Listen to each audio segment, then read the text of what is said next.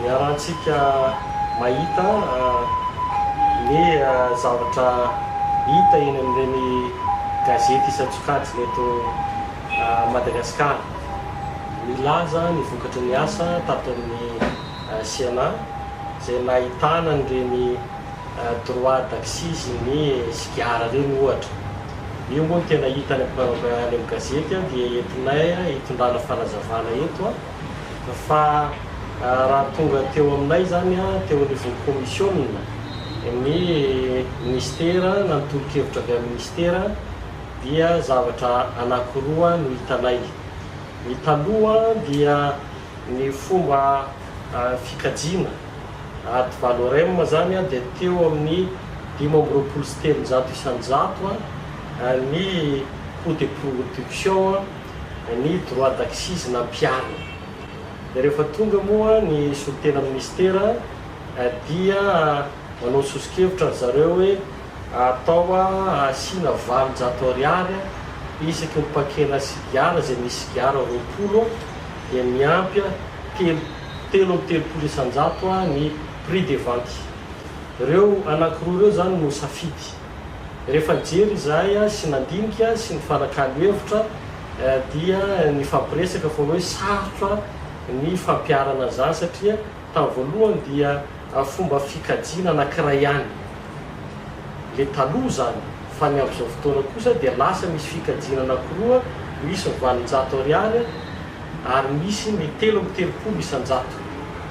Teo zany no natonga anay safidy hoe oka mba amin'ny fomba farazay tsotra ny anaovana ny kajy dia amin'ilay fomba taloha. Teo moa zany nanontany zay ny teo ministeran'ny finance hoe inona no vokatrio raha eo amin'ny équilibre budgétaire na ao anatin'ny budget.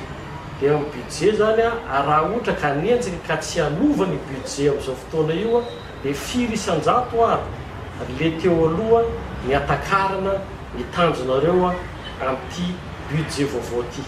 Dia raha 523 izy teo aloha dia atao 223. Izy amin'izao fotoana dia mitovy ihany ny resety azo vinavinainjareo amin'ilay 20 ariary isaky ny pakena sigara ny amin'ny 330 isanjato sy ny 223. Tianay marina zany dia hoe ny CNA dia tsy nampakatra mihitsy, tsy hoe hiavy aminay no nampakatra le izy fa sosokevitry ny ministeran'ny finance no nampiakatra le izy mba azahoana manenjika an'ilay resety. Eo zany dia tiana ho marina koa fa eo fa politika eran-tany ny fampiakarana ny hetra azo avy amin'ny sigara fa tsy eto Madagasikara fotsiny satria iarahantsika malala fa miteraka tsy fahasalamana ny fifohana sigara. Mbola verinay zany ary tsindrinay fa tsy avy ety aminay sosokevitra ampiakatra ny droit d'accise ny sigara fa avy any amin'ny finance mba ahafahana manenjika ny resety zay tiana hotratrarina.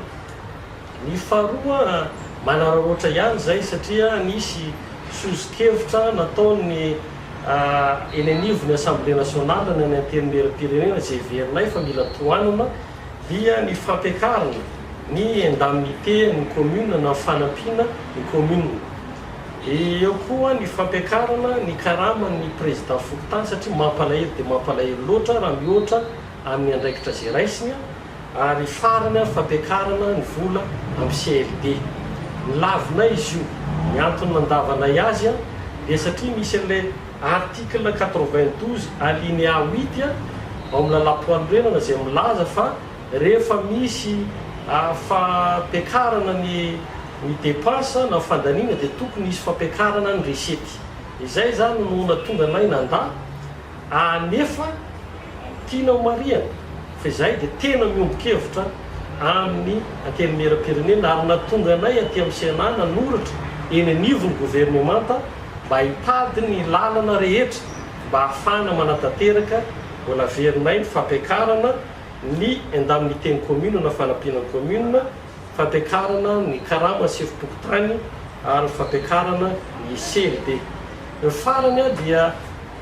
eto zay dia mampilaza mba ialana amin'ny honohono dia nanapa-kevitra izahay ato amin'ny commissionna finance zay za moa no mpitondra teny retonilepeto ny filohan'ny commissionna ny anaovanay fanazavana amin'ny mpanao gazety isaky ny misy fanapahan-kevitra lehibe na reny fivorina mikasika ny teti-bolam-panjakana ireny dia ezaka izay manomboka zao mba hampazava ny hevitra amin'ny vahoaka ray manontolo sy aminareo mpikirakira vaovao ny zavatra mpinapaka sy indrindrandrindra ny antony nanapahana ny hevitra. Ny fanazavana tianay entinety moa zany tsara mba fantatry rehetrarehetra fa mahakasika ny ataontsika hoe ny fanitsina nentin'ny zareo atao amin'ny assemblée nationale zany mahakasika niny projet de loi de finance 2019 iny satria natonga resaka be manko izy iny zany hoe navery ny tsindekeniny tety anivony antemeran-dorona le izy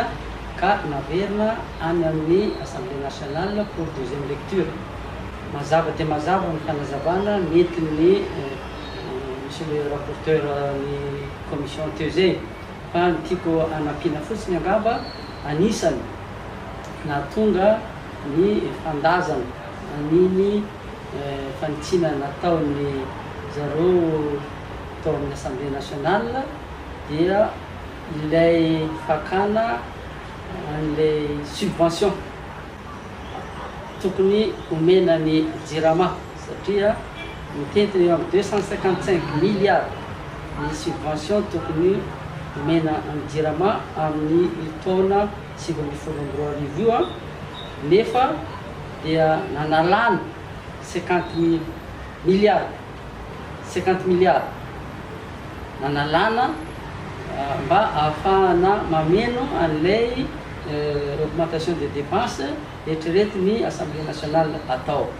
ka zay fikitiana ny subvention io mbola verina ihany fa tsy ekeny aty anivony antemeran-dorona satria atsika efa manana an'ilay engagement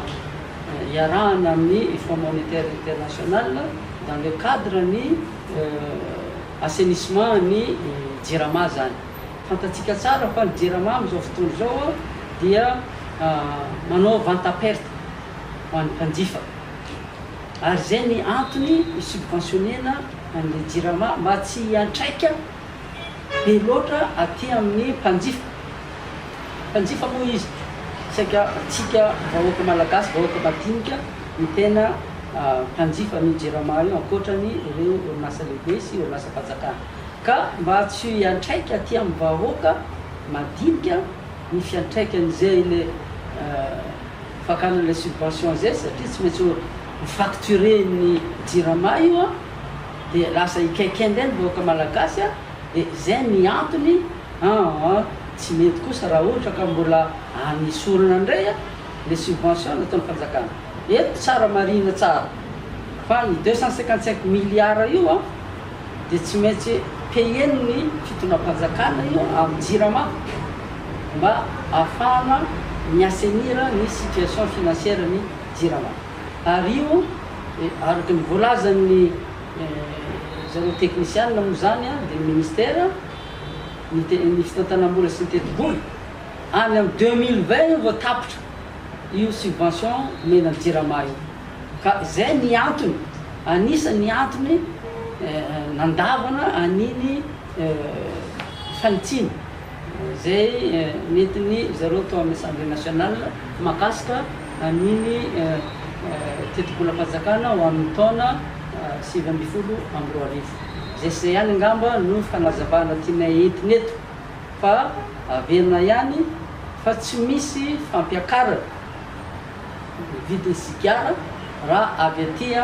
amin'ny antemeran-dorona fa mitovy amin'ny proposition netiny zareo tao amin'ny ministère des finances du budget ny ataontsika hoe ny fiakaran'ny droit d'assise amin'ny cigarette fa tsy nisy finiavana te ampakatra an'io avy aty amin'ny antemeran-dorona mba isian'ny équilibre budgétaire ary mba amoramora kokoa ny fomba fikalkulena an'lay droit d'assise zay no tena antony fa tsisy fampiakarana loatra. Misaotra tompoko.